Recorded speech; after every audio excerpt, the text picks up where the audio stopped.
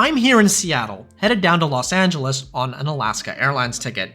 The type of plane I'm flying on changed twice after I booked the flight, which tells the story of changes to the Alaska fleet.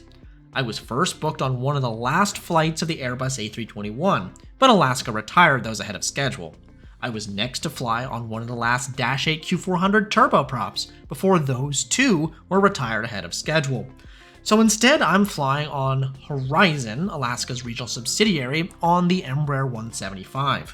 Horizon now exclusively operates this jet, which marks a significant change from their prior turboprop. What's it like to fly? And is Horizon losing what made them unique? Let's find out. Deplaning my mainline Alaska flight from Chicago, I walked over to the C gates where the terminal was being renovated. The seats at the gate area deserve a shout out, with full USB-A and USB-C power.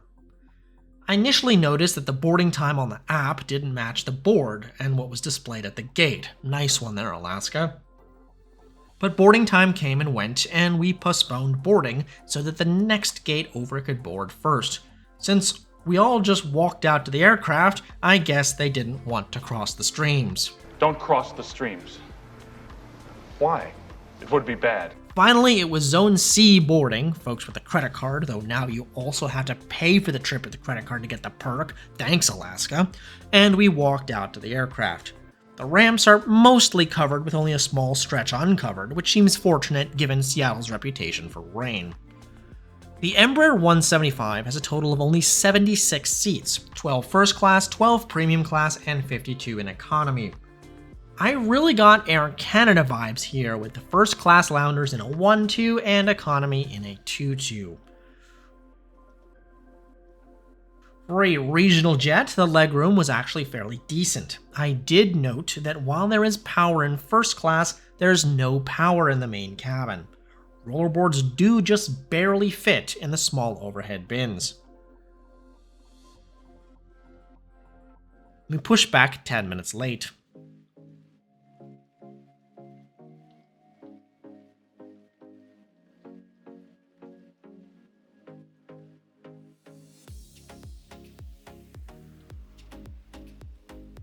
Flying time to Los Angeles was 2 hours and 10 minutes at 35,000 feet. Even though Horizon was bought by Alaska all the way back in 1986, Horizon exclusively kept a unique brand identity until 2010. Even after that, service on Horizon was always a bit different. On the single-class Q400s, wine and beer was free for everyone. It really felt like a different experience from mainline Alaska. Has that translated over to the jets? No. Everything that made Horizon unique is dead. It felt nearly identical to mainline Alaska. There's the same Wi-Fi, entertainment, and messaging available. The same pretzels and same drinks on offer. Hell, even the very introduction of first and premium class. I asked a flight attendant what the transition was like, and she said that people were still coming up back to the crew and asking them for drinks, unaware that they now had to pay for it even months after the changeover. Why did Alaska make the change? To unify the customer experience? Perhaps. More likely, they figured out that they could monetize things better. It looked like first class was served some sort of burger, but I had plans of my own to get one later at a very special location. We flew past Lake Tahoe, before the stretch between Merced, Fresno, and Bakersfield, which for some reason sounds oddly familiar to me, before flying low over Los Angeles and landing from the east.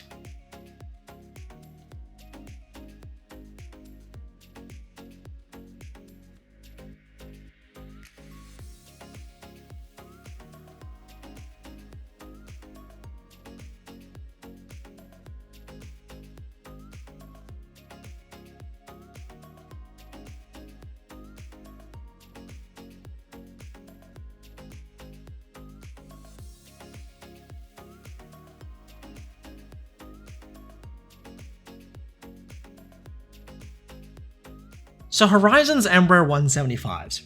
Operationally, it makes sense to move away from the turboprops. The customer experience regarding noise and legroom is also improved. Having first and premium class is nice too, I guess. But I can't help that the final shred of Horizon's unique identity has finally been extinguished.